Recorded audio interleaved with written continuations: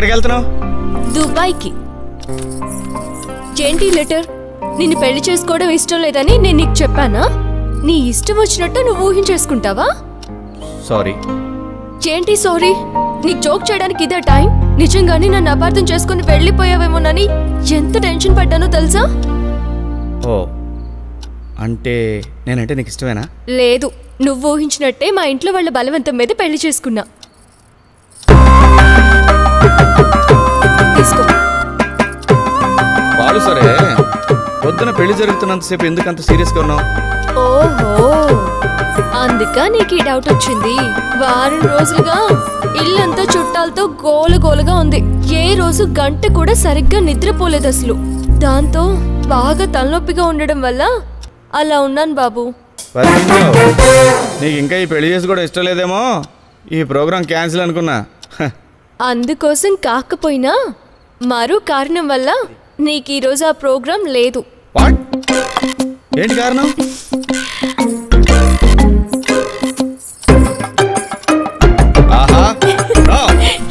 నేను ఒప్పుకోను. Okay okay, అది నిజం కాదు కానీ నాదో రిక్వెస్ట్. ఏంటది? కంపెనీ ఫస్ట్ నైట్ క్యాన్సిల్ చేయమనవుగా. అలాంటిదేమీ కాదు కానీ మనతో పాటు మా చెల్లెలు కూడా ఉండి చదువుకుంటుంది. నీకేమీ అబ్జెక్షన్ లేదుగా? నీ చెల్లి ఇక్కడ కూర్చొని చదువుకుంటుందా? నీకన్నా మెంట్లా? అబ్బా ఇప్పుడు కాదు, మనం హైదరాబాద్ వెళ్ళి అక్కడ కాపురం పెట్టాక. ఓహో, అక్కడైతే ఓకే. వాళ్ళంతా పాటు మరదలొద్దంటే ఎవడొద్దనుకుంటాడు? వాళ్ళన్నీ పోయినాయి కదే. అరే, ఈ రింగ్ ఏంటి? ఇదా డైమండ్ రింగ్. నా కోసం తెచ్చావా? నేను కాంపిటీషన్ పెడతాను, దానిలో గెలిచిన వాళ్ళకి ప్రైజ్ మనీగా ఇద్దామని ఈ రింగ్ తెచ్చా. ఏంటో ఆ కాంపిటీషన్? నాకెవరైనా మంచి స్పైసీ జోక్ చెప్పి నన్ను ఎంటర్టైన్ చేయాలి. ఆ కాంపిటీషన్ లో నేను కూడా పాల్గొనొచ్చా? With pleasure. ఒక ఆవిడ బాత్రూమ్ లో నగ్నంగా స్నానం చేస్తుంది. భోజనం చేస్తున్న ఆమె భర్త అన్నంలో రాళ్లు చూసి, ఏమే 2 కళ్ళున్నాయి, అన్నంలో రాళ్లు కనిపించలేదా అని అన్నాడట. దానికి ఆవిడ 32 పళ్ళున్నాయి, ఆ మాత్రం నవిలి తినలేరా అని అందట. ఇది జోకు, నేను నవ్వాలి. అయినా ఇది స్పైసీ జోక్ ఎలా అవుతుంది? ఎందుకు కాదు, ఆవిడ నగ్నంగా స్నానం చేస్తుందని చెప్పానుగా. కుళ్ళు జోకులు వద్దమ్మా. సరే, ఇంకొక జోక్ చెప్తాను. Okay, but it should be spicy, you know. Okay, Bipasha Basu John Abraham ప్రేమించుకున్నారు. జోక్ అర్థం కావడానికి మాత్రమే ఈ పేర్లు చెప్తున్నానంతే. ఇంట్రెస్టింగ్. Okay okay, proceed. వాళ్ళిద్దరూ ఓ రోజు బైక్ మీద వెళ్తుంటే యాక్సిడెంట్ అయింది. దాంతో బిపాసా బసుకి దెబ్బ తగిలి చాలా రక్తం పోయింది. బిపాసా బసుని జాన్ అబ్రహం తీసుకెళ్లి హాస్పిటల్లో చేర్పించి ఆమెకు తన బ్లడ్ కూడా ఇచ్చాడు. ఓ నెల రోజులు బిపాసా బసు హాస్పిటల్లోనే ఉండి ట్రీట్మెంట్ తీసుకుంది. ఈ నెల రోజులు తనకి ట్రీట్మెంట్ ఇచ్చిన ఆ డాక్టర్ ని బిపాసా బసు ప్రేమించింది. డిశ్చార్జ్ అయిన తర్వాత డాక్టరు బిపాసా బసు కలిసి సినిమాలకు పబ్బులకు వెళ్తున్నారని జాన్ అబ్రహం కు తెలిసింది. దాంతో జాన్ అబ్రహం కోపంగా బిపాసా బసు ఇంటికెళ్లి తను ఇచ్చిన గిఫ్ట్స్ అన్ని తిరిగి ఇచ్చేయమని అడిగాడు. బిపాసా బసు గిఫ్ట్స్ అన్ని ఇచ్చేసింది.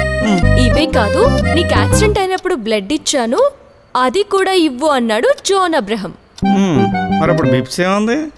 ఏముంది, నువ్వే గెస్ చేయి.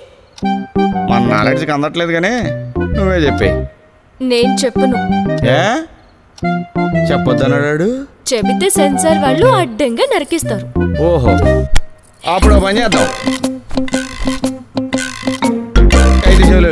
నేను చెప్పని గాని హైదరాబాద్ వెళ్ళాక నీ ఫ్రెండ్స్ అడుగు, వాళ్ళే చెప్తారు.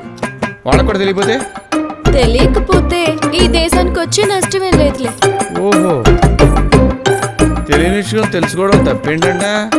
అడగడానికి నీకు బుద్ధి లేకపోయినా చెప్పడానికి నాకు సిగ్గుగా ఉంది. నేను చెప్పలేను బాబు.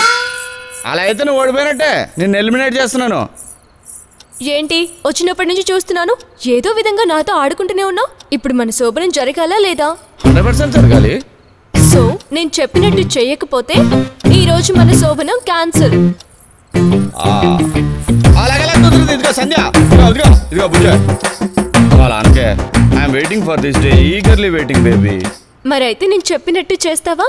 చెప్పు, ఏం చేయాలో చెప్పు. ఈ దేశంలో లీటర్ పెట్రోల్ 10 రూపాయలు ఇప్పించమంటావా, లేకపోతే ఈ దేశంలో అవినీతి లేకుండా చేయమంటావా? చెప్పు. అంత ఎక్సైట్ కాకు. నేను 10 క్వశ్చన్స్ అడుగుతాను, వాటికి నువ్వు కరెక్ట్ ఆన్సర్ చెప్పాలి.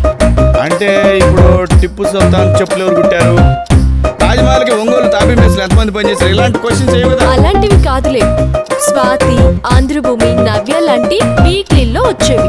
ఓ అంతే కదా. స్వాతి బలరం బాగా క్లోజ్, ఏం ప్రాబ్లం లేదు, చెప్పు. చెప్పా. వీటిలో ఏ ఒక్కటి చెప్పలేకపోయినా ఆ డైమండ్ ఉంగరం నాకు ఇచ్చేయాలి. ఓకే. ఆడవారికి మగవారికి తేడా ఏంటి? అంటే నువ్వు అడిగేది మెంటాలిటీ విషయమా? అవును సార్. మెంటాలిటీ అంటే మగాళ్ళు ఆడవాళ్ళని పూర్తిగా నమ్మేస్తారు, కానీ ఆడవాళ్ళు మాత్రం మగాళ్ళని నమ్మినట్టు నటిస్తారు. అంబులెన్స్ సైరన్ ఇస్తూ ఎందుకు వెళ్తుంది? అంటే లోపల ఉన్న పేషెంట్ సౌండ్ బయట కనపడకుండా ఉండాలి. చనిపోయిన వాళ్ళని దేవుడితో సమానంగా పోలుస్తారు ఎందుకు? ఎందుకంటే చనిపోయిన వాళ్ళు తప్పులు చేయరు కదా, అందుకు. తన్నులు తిని డబ్బులు సంపాదించేది ఎవరు? సినిమాలలో సుబ్బరాజు, ప్రకాష్ రాజు, అజయ్ వీళ్ళంతా వాళ్ళే. నాటి సినిమాలకు నేటి సినిమాలకు తేడా ఏంటి? నాటి సినిమాలు 100 రోజులు ఆడితే నేటి సినిమాలు 100 థియేటర్లో ఆడుతున్నాయి, అంతే. సినిమాల్లో హీరోయిన్ హీరోనే ఎందుకు ప్రేమిస్తుంది? ఎందుకంటే హీరో గారి రెమ్యునరేషన్ ఎక్కువగా ఉంటది కాబట్టి. సొసైటీలో స్త్రీనే ఎందుకు ఎక్కువగా గౌరవిస్తారు? ఎందుకంటే ఆడాళ్ళని మగాళ్ళని కనేది స్త్రీయే కాబట్టి. కర్ఫ్యూని కూడా ఎంజాయ్ చేసేది ఎవరు? కొత్తగా పెళ్ళైన దాంట్లో అంటే మనలాంటి వాళ్ళే. మన సొసైటీ మీద నీ ఒపీనియన్? 16 సంవత్సరాల అబ్బాయి కనిపించకుండా పోతే చనిపోయాడంటారు, అదే 16 సంవత్సరాల అమ్మాయి కనపడకపోతే లేచిపోయిందంటారు. That is only difference. December, జనవరి నెలల్లో భార్య భర్తలు గొడవ పడినా వెంటనే ఎందుకు కలిసిపోతారు?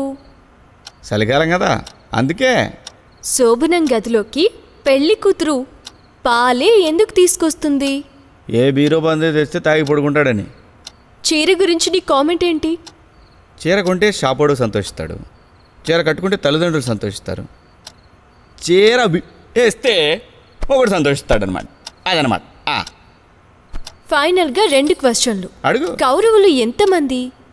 100, 100, సెంచురీ. ఈ చిన్న ప్రశ్నలో పిల్లలైనా చెప్తారు కదా. నువ్వు పెద్ద పిల్లాడివి కాబట్టి ఆ 100 మంది కౌరవుల పేర్లు చెప్పు బాబు. పేరు చెప్పాలా? వాళ్ళకన్నా అమ్మ గాంధారి మాత్రమే చెప్పలేదు. అదంతా నాకు తెలీదు, నువ్వు ఓడిపోయావు. ఆ రింగ్ నాకు ఇవ్వాల్సింది.